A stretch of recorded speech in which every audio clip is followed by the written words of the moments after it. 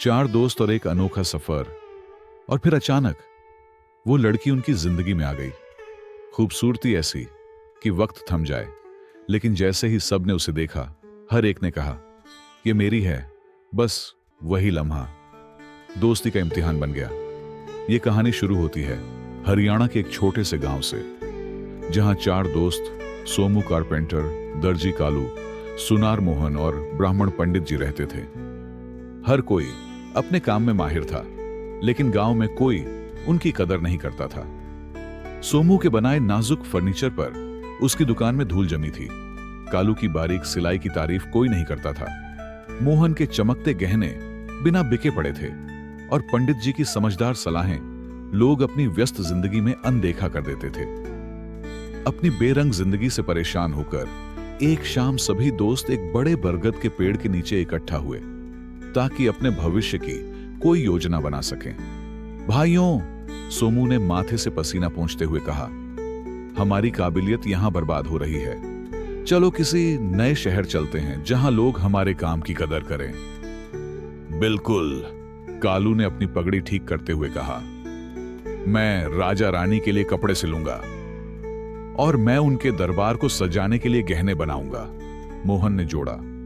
उसकी आंखों में अपने चमकते पत्थरों की जैसी चमक थी। पंडित जी ने अपनी दाढ़ी पर हाथ फेरते हुए सिर हिलाया। भगवान हमारी मदद करेंगे। हमारी दोस्ती पर भरोसा रखो और साथ चलो। धन और शोहरत के सपने लिए चारों ने अपने औजार समेटे, परिवार से विदा ली और यात्रा पर निकल पड़े। वो धूल भरी मैदानों से गुजरे, नदियां पार की और हौसला बनाए रखने के लिए लोकगीत गाते रहे। कई दिन के सफर के बाद सूरज ढलने से ठीक पहले वो एक घने जंगल में पहुंचे, जहां पेड़ों की परछाइयां लंबी हो चुकी थीं। ये जंगल थोड़ा डरावना लग रहा है, मोहन ने झाड़ियों की हलचल को देखते हुए कहा। हमें यहीं आराम करना चाहिए, लेकिन सतर्क रहना होगा। बिल्कुल सही, पंडित जी ने कहा। चलो बारी बारी पहरा देते हैं जबकि बाकी सोते हैं। न शेर हमें दबोचेगा, न डाकू। उन्होंने एक छोटी आग जलाई, रोटी और अचार बांटा और पहरे की योजना बनाई। सोमू ने पहली पहरेदारी लेने का वादा किया और कहा कि कुछ घंटे बाद वो कालू को जगाएगा। जब बाकी दोस्त तारों से भरी रात में खर्राटे ले रहे थे, सोमू आग के पास बैठा था। उसके हाथ में कुल्हाड़ी और छैनी थी। जंगल झींगुरों की आवाज और कभी कभी उल्लू की हू हू से गूंज रहा था, लेकिन सोमू बेचैन महसूस कर रहा था। मैं ऐसे खाली नहीं बैठ सकता, उसने बड़बड़ाया। पास ही गिरे हुए पेड़ को देखकर उसने सोचा कि क्यों ना थोड़ा काम किया जाए। बड़ी सफाई से उसने लकड़ी को तराशना शुरू किया और उसे एक औरत की आकृति दे दी, जिसकी नाक नक्श नाजुक और अंदाज बहुत शालीन था। जब उसकी पहरेदारी खत्म हुई तो सामने एक लकड़ी की सुंदर मूर्ति खड़ी थी, जो आग की रोशनी में चमक रही थी। एक असली कलाकृति, बहुत सुंदर, सोमू ने धीरे से कहा, अपने काम पर गर्व करते हुए। फिर वो धीरे से कालू को जगाने लगा। तुम्हारी बारी है भाई, इस जंगल और मेरी बनाई चीज पर नजर रखना। कालू ने आंखें मसलते हुए मूर्ति की तरफ देखा। क्या बात है सोमू, जबरदस्त मूर्ति बनाई है। उसने वादा किया कि वो पहरा देगा और आग के पास बैठ गया, जबकि सोमू सोने चला गया। अब कालू पूरी तरह जाग चुका था और उस मूर्ति को गौर से देख रहा था। सोमू ने अच्छा काम किया है, लेकिन यह थोड़ी सादी लगती है, उसने सोचा। इतनी खूबसूरत औरत जैसी मूर्ति को एक शानदार पोशाक की जरूरत है। उसने अपनी सुई, धागा और रंग बिरंगे कपड़े निकाले और रात भर काम करता रहा। उसने लाल रंग का लहंगा सिल दिया, जिस पर सुनहरे धागों से कढ़ाई की गई थी, और उसके कंधों पर मेल खाता दुपट्टा उड़ा दिया। सुबह तक वो मूर्ति एक दुल्हन जैसी दिख रही थी, जैसे किसी बड़ी शादी की तैयारी में हो। सोमू तो चौंक ही जाएगा, कालू ने हंसते हुए कहा और अपने हाथ झाड़े। फिर उसने मोहन को जगाया। जरा देखो मोहन, सोमू और मैंने क्या बनाया है। मोहन ने मूर्ति की ओर देखते हुए पलकें झपकाईं, प्रभावित हुआ। कालू, तुमने तो कमाल कर दिया, लेकिन जब मैं अपनी जादूगरी इसमें जोड़ूंगा तब असली बात बनेगी। कालू मुस्कुराया और सोने चला गया। मोहन, जो एक कुशल सुनार था, अब आग के पास बैठ गया। चांदनी में उसके औजार चमक रहे थे। वो तैयार मूर्ति को देख रहा था, जो अब सुंदर दिख रही थी, लेकिन उसे लग रहा था कि कुछ कमी है। रानी बिना जेवरों के? ऐसा तो हो ही नहीं सकता, उसने मुस्कुराकर सोचा। उसने अपने बैग से चमकते हुए रत्न और पतली सोने की तारें निकाली। फिर बहुत ध्यान और बारीकी से उसने एक शानदार हार, झुमके और नाजुक चूड़ियां बनाई। उसने मूर्ति को सजाया, इस बात का खास ख्याल रखते हुए कि हर जेवर आग की रोशनी में चमके।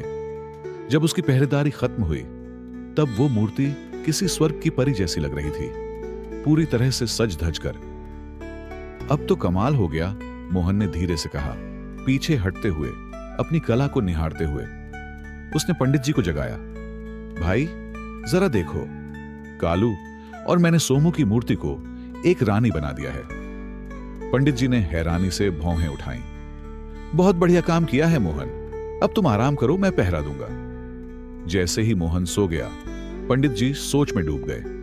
पंडित जी, जो आध्यात्मिक ज्ञान में गहरे थे, मूर्ति को ध्यान से देखने लगे, जो अब लकड़ी, कपड़े और गहनों का एक अद्भुत मेल बन चुकी थी। यह कलाकृति वाकई शानदार है, उन्होंने सोचा, लेकिन इसमें जान नहीं है।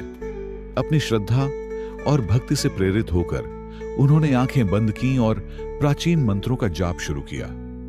उनकी आवाज जंगल की शांति में गूंजने लगी। उन्होंने देवी देवताओं से एक चमत्कार की प्रार्थना की। जैसे ही सुबह की पहली किरण पेड़ों के बीच से आई, एक हल्की रोशनी मूर्ति के चारों ओर फैल गई। अंतिम मंत्र के बाद जब पंडित जी ने आंखें खोली तो मूर्ति ने पलकें झपकाईं, एक सांस ली और एक कदम आगे बढ़ाया। वो अब एक जिंदा और चमकती हुई औरत बन चुकी थी। भगवान की कृपा, पंडित जी ने आश्चर्य में कहा और घुटनों पर बैठ गए। औरत ने हल्की सी मुस्कान दी। उसके चेहरे पर खुशी और आंखों में शुक्रगुजारी साफ झलक रही थी। पंडित जी ने उसे आग के पास बैठने दिया और अपने दोस्तों के जागने का इंतजार करने लगे। जब सुबह हुई, चारों दोस्त जागे और सामने बैठी जिंदा औरत को देखकर हैरान रह गए। ये कौन है? वो एक दूसरे से पूछने लगे। उनके चेहरों पर हैरानी थी। सोमू आगे बढ़ा, गर्व से सीना तानते हुए बोला, मैंने इसे लकड़ी से तराशा, ये मेरी बनाई हुई है, इस पर मेरा हक है। कालू ने भौहें सिकोड़ते हुए बाजू बांध लिए। तुम्हारी लकड़ी की गुड़िया? मजाक मत करो, मैंने इसे कपड़े पहनाए, रानी जैसा बनाया, ये मेरी है। मोहन हंसा और चमकते गहनों की तरफ इशारा करते हुए बोला, मेरे बिना तो ये अधूरी थी, मैंने इसे गहनों से सजाया, इसकी असली रौनक मैंने दी, ये मेरी है।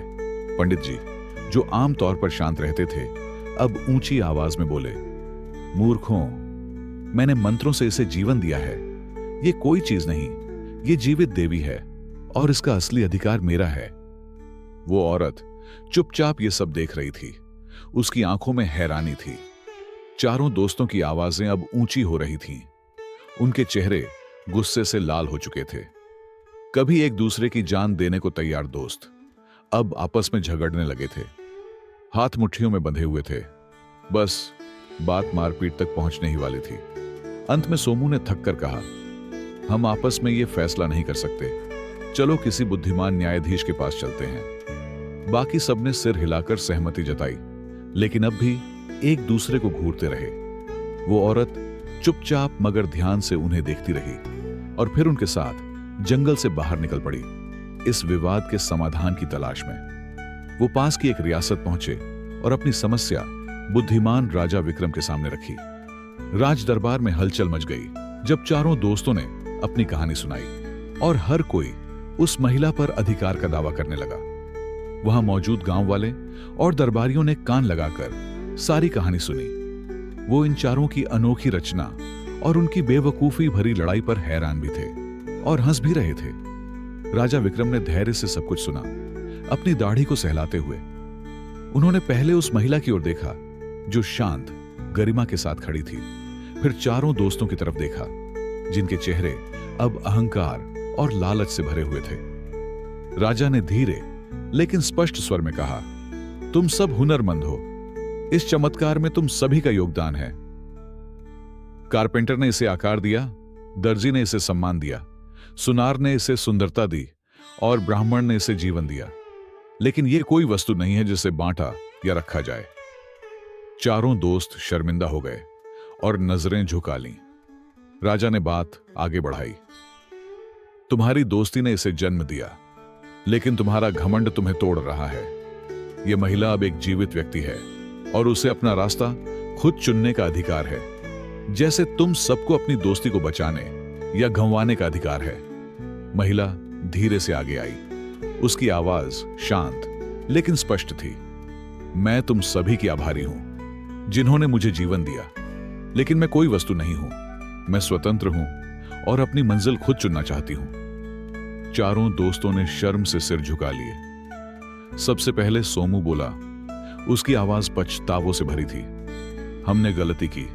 हम तुम पर झगड़ रहे थे, जबकि हमें अपनी टीम वर्क पर गर्व करना चाहिए था। कालू ने सिर हिलाया। हमारी दोस्ती किसी भी मालिकाने के दावे से कहीं ज्यादा कीमती है। मोहन और पंडित जी ने भी सहमति जताई। उनकी आंखों में नई समझ और विनम्रता थी। वो महिला की ओर मुड़े और झुक गए। पंडित जी ने कहा, जाओ, अपनी मर्जी से अपनी राह चुनो। हमारी दुआएं तुम्हारे साथ हैं और हमारी मूर्खता के लिए हमें माफ कर दो। महिला मुस्कुराई, सबका धन्यवाद किया और दुनिया देखने के लिए आगे बढ़ गई।